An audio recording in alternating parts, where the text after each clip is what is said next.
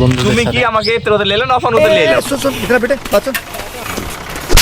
কথা হতে পারে মুড়ির সাথে জিলাপি না জিলাপি নয়, এই কারণে আমরা মুড়ি অপশন থেকে সিলেক্ট করি।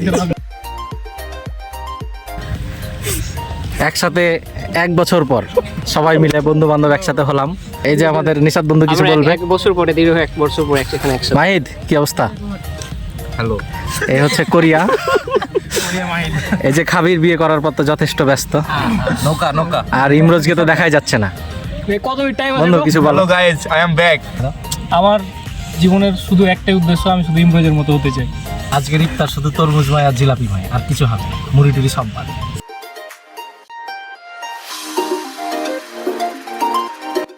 ওই কিরে